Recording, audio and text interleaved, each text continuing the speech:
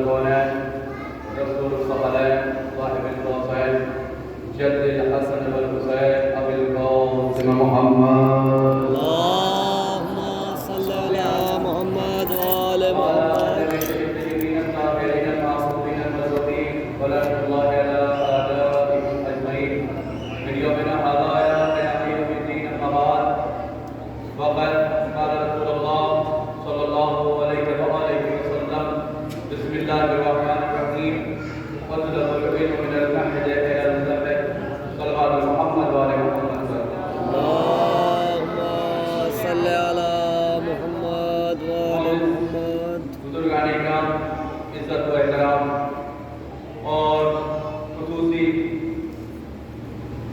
Doctor عزیز حجت الاسلام علی جناب مولانا سید وسیع حیدر صاحب کا میں شکرگزار ہوں کہ انہوں نے اتنا بہترین پروگرام اور اتنا حسین منظر کے لیے حبیب کو انوائٹ کیا مدعو کیا دعوت نامہ دیا اور موضوع علم پر ہمیں چند منٹ بیان کرنا ہے۔ علم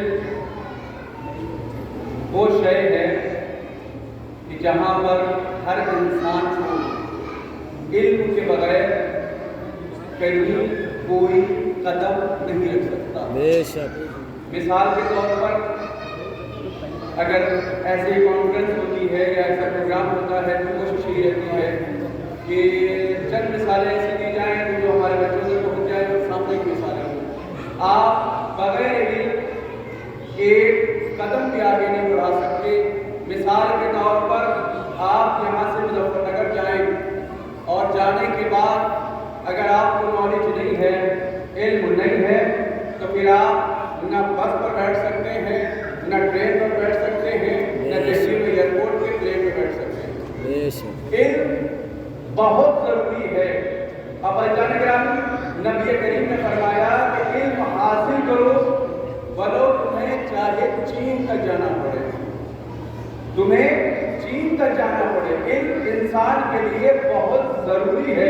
آج ایک مثال آپ دنیا میں لے لیجیے، انسان ڈاکٹر ہو جاتا ہے، انجینئر ہو جاتا ہے، جج ہو جاتا ہے، اور جب وہی کامیاب ہو کے گھر آتا ہے تو وہی بوڑھے ماں باپ اب اس سے بات کرنے کے لیے خوف کرتے ہیں، صحیح ڈر کرتے ہیں کہ کہیں وکیل صاحب، جج، انجینئر صاحب اپنی آواز کو بلند نہ کر دیں، اپنی آواز کو بلند نہ کر دیں۔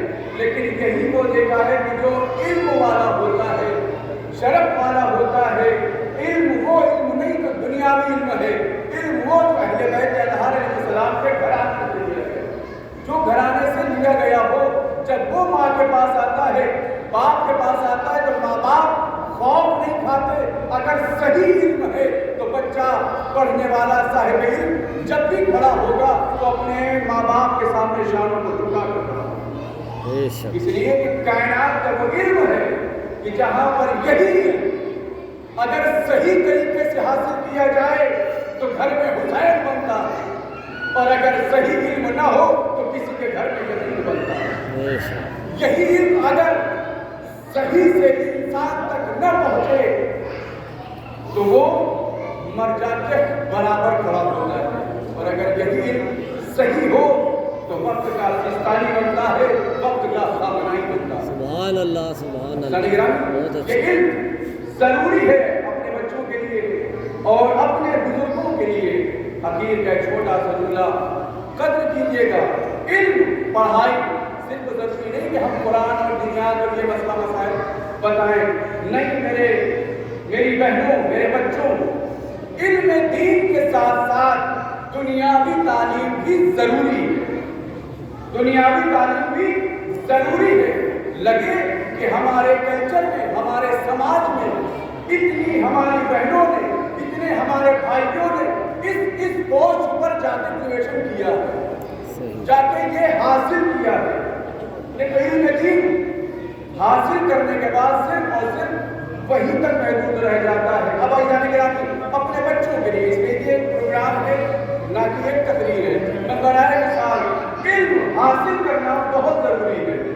علم حاصل کرنے کے لیے اگر آپ اتہاس آپ ورڈ پڑھیں گے, ہسٹری آپ ورڈ پڑھیں گے, دنیا کی ہسٹری پڑھیں گے, بزرگان بیٹھے ہوئے ہیں, صاحب فہم ہیں, تو آپ کو ایسے ایسے علم کو حاصل کرنے والے, صحیح کرنے والے, کوشش کرنے والے ملیں گے کہ جن کے صرف آپ ہسٹری سن لیں گے تو آپ تعجب کریں گے.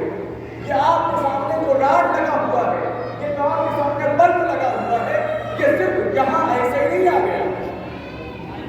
یہ بلب, یہ لائٹنگ ہمارے پاس ایسے نہیں آ گئی ہے, بلکہ اس کے پیچھے پورا ایک بیک گراؤنڈ ہے, پورا ایک بیک گراؤنڈ ہے.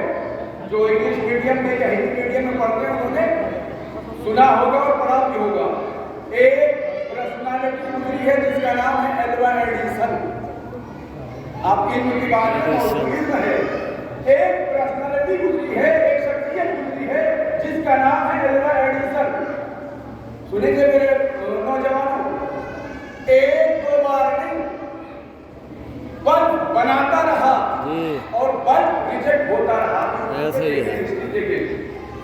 ایک دو بار نہیں, 9,999 مرتبہ اس نے بنایا اور ریجیکٹ ہو گیا. اور اس کے بعد کوشش یہی ہے کہ وہ پروجیکٹ وہاں تک پہنچ جائے, ہماری کامیابی, ہماری محنت کامیاب ہو جائے. لیکن اللہ کے آدمی ریجیکٹ ہوتا رہا, بیکار ہوتا رہا, لیکن اس نے اپنی ہار نہیں مانی. یہ ہوا کہ 9,999 مرتبہ اس نے جو پروڈکٹ بنایا وہ ریجیکٹ ہو گیا. اور اس کے بعد جب 10,000 مرتبہ بنا تو بننے کے بعد یہ نتیجہ نکلا کہ وہ کامیاب ہو گیا, اس کی محنت کامیاب ہو گئی. اور آپ اب جا کے دیکھیں اور اس کی ہسٹری پڑھیں, آپ خریدیں گے, آپ خریدیں گے, آپ خریدیں گے. جب تک یہ پروڈکٹ رہے گا اس کا 1% آپ اسے دیتے رہیں گے, آپ اسے 1% دیتے رہیں گے. آپ نے 70 روپے کا خریدا, 1% اس کو پہنچ گیا. یہ اس نے صحیح کی, علم حاصل کیا اور پریشان نہیں ہوا. ایک بار انسان کوشش کرتا ہے, 2 بار کوشش کرتا ہے, اور اس کے بعد کیا ہوتا ہے, بھائی چھوڑو اب. اور اکثر ہماری بہنوں کے لیے استعمال ہوتا ہے, بس بہت ہو گیا, بس بہت ہو گیا, اب گھر بیٹھ جاؤ, اب گھر بیٹھ جاؤ. اب انگلش میڈیم میں, انگلش اسکول میں نہیں جانے کی ضرورت ہے. نہیں ہے جانے گرامی. ابھی بہت 1.5 سال پہلے ایک عالم دین کی بیٹی نے, ایک ہم سب کی بہن نے افریقہ میں پائلٹ بنی. وہ جہاز چلا رہی. بہت ساری ہسٹری آپ کو مل جائے گی علم کے لحاظ سے, اسی سے ملتی جلتی. اور ایک چیز جو میں اب بیان کرنے جا رہا ہوں وہ ہمارے یہاں بہت زیادہ ہے. ایک چیز آپ پلین پر سفر کرتے ہیں وہ ایسے نہیں آئی ہے, اس کے اندر بھی ایک بیک گراؤنڈ ہے, اس کے اندر بھی ایک بیک گراؤنڈ ہے. آپ جو پلین پہ بیٹھتے ہیں, جہاز پہ بیٹھتے ہیں, یہ صرف وقت ایسے ہی نہیں آ گیا, اس کے پیچھے بھی ایک بیک گراؤنڈ ہے. میں اپنے بچوں کے لیے یہ مثالیں بیان کر رہا ہوں کہ حوصلہ افزائی کے لیے. جہاز کس نے بنایا؟ جو پڑھتے ہوں گے انہیں کیا معلوم ہوگا. جہاز بنانے والے 2 تھے, 2 پرسنالٹی. ایک کا نام تھا رائٹ, دوسرے کا نام تھا برٹن. رائٹ برٹنز نے یہ جہاز بنایا. کیسے بنایا؟ جمع کر دیا بن گیا؟ نہیں عزیزان گرامی, بہت کوشش کی, لوہا جمع کیا, جس کو ہماری زبان میں کہتے ہیں پارٹس جمع کیے, یہ جمع کیا, وہ جمع کیا.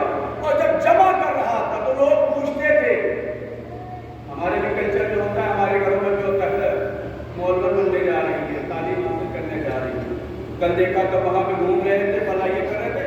اسی طرح سے جب وہ پارٹس جمع کر رہا تھا تو لوگ کہتے تھے یہ دیکھو جہاز بنانے جا رہا, یہ جہاز بنا پائے گا, اس سے کیا ہو پائے گا, یہ تو اور بستی کا نام خراب کر دے گا. لیکن اس نے یہ جملے سن کر وہ پیچھے نہیں ہٹا, بلکہ جتنی کڑواہٹیں لوگوں کے درمیان آتی رہی اور آگے بڑھتا. اور پڑھنے کے بعد ایک دن وہ ہوا، میں وہ کثر کر کے وہ دن آیا کہ جس دن اس نے اپنے پلان کو، اپنے مقصد کو پا لیا اور جہاز کو، پہلا جہاز دنیا کا اس نے بنا لیا۔ پوری دنیا، پورے بستی والوں کو جمع کیا گیا کہ اس وقت ہم دونوں بھائی جہاز کو اڑائیں گے، ہم جہاز کو اڑائیں گے۔